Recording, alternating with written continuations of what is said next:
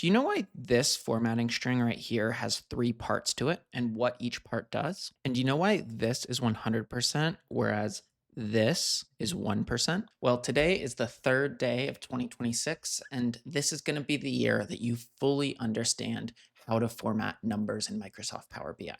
No, we're not just going to be covering, hey, this is how you format something as currency and this is how you format something as a percent, but rather we're going to be talking about all of the different individual components that make up a Power BI formatting string and how you can use them to create your own custom formats. Are you ready? Well, let's jump into the computer. But first, before we do that, if you're enjoying this video so far, go ahead and click the subscribe button and give it a thumbs up. All right, let's go. So first, let's cover this three-section structure that you see right here in this DAX format function. Each section is separated by a semicolon. And the first section is how Microsoft Power BI will format positive numbers. The second section is how it'll format negative numbers. And then the third section is how it will format zeros. So let's replace this with an underscore right here. And then let's switch this number to a -1. And as you can see, the negative number formatting.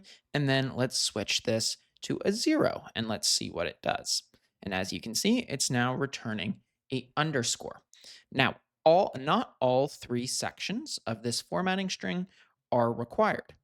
If you only provide the first two sections to Microsoft Power BI, for any zero value, it will use the positive formatting section.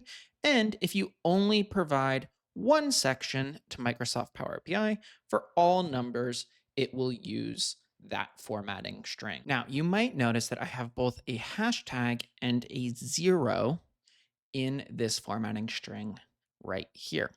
A 0 is a mandatory character placeholder. If the number does not have a digit in that location, Power BI will add a leading or a trailing 0. So let's give that a quick demo by adding a dot for like a decimal point and then a 0. And as you can see, we now have a 0. And then let's do that. Let's add a leading 0 right here.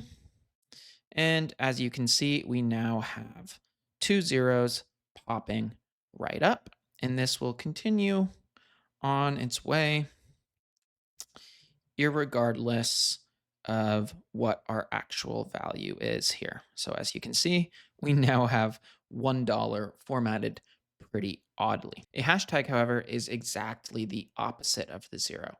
It's an optional display character, and it only displays a character if one exists. So here you go. I replaced all these zeros with a hashtag, and what do you know?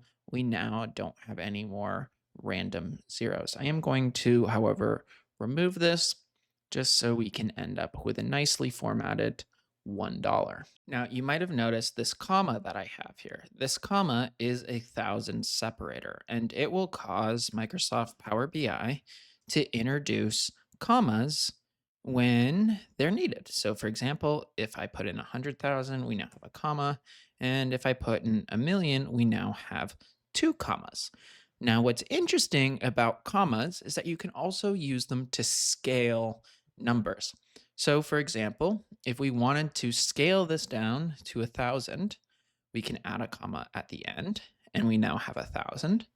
And if we wanted to scale this down to a million, we can add one more comma and we will now have 1. Now, this is obviously pretty difficult to understand. So what we probably want to do is add in some more literal characters. So I'm going to, right here, hit a space and then type millions.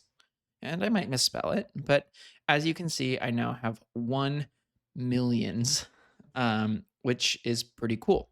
Now you also can introduce decimals after this. So for example, I could go 0.0 right here.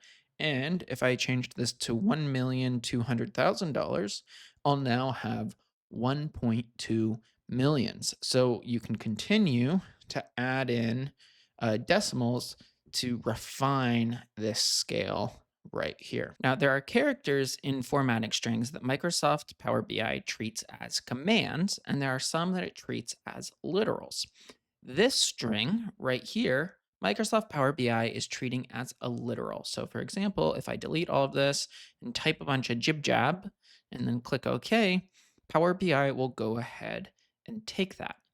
However, if, for example, I were to go ahead and change this to a percent right here, what we would end up with is just the formatting of 120%. Now, that is because Microsoft Power BI, when it has a percent character, multiplies whatever the value would be by 100. This one is a little bit more complex because, again, we're scaling it with the commas. So let's go ahead and let's update this right here to percent dot period period, and then this one right here to 1.2. As you can see, what it's still going to return is 120%. However, if I go ahead and I add a forward slash, which is an escape character and turns any character into a literal, what you'll see is that this will now return 1.2%. Isn't that cool? Now, we have one last thing to talk about, and that is white space. So in any formatting string, you can add literals. So for example, if right here I go percent in millions, it will go ahead and it will add that in, and it will continue to use that in the formatting no matter what I go or what I put in here. So like, for example, now it's 1.6. Even if I remove this escape character right here, so the percent's command functionality starts activating, it will keep those literals. And in this case, the space is acting as a literal, but I can't continue to add in unlimited spaces.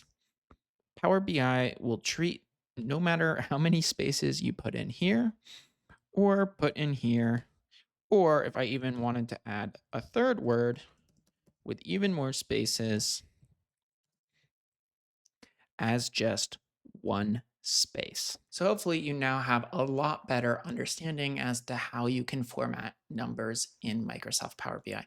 And I'm not going to lie, formatting is really, really, really complex. So what I've gone ahead and done is made this cheat sheet, which I will post on my LinkedIn and then link the post down below in the video description. So if you're not following me on LinkedIn, you can also go ahead and follow me there.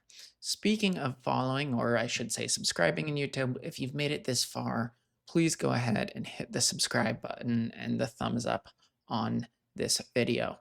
And that's because we're going to be having another video coming pretty shortly where I'm going to be talking a lot about how you can use some of these custom number formats to better inform or create better data quality standards across your entire company or business. So you don't want to miss that video.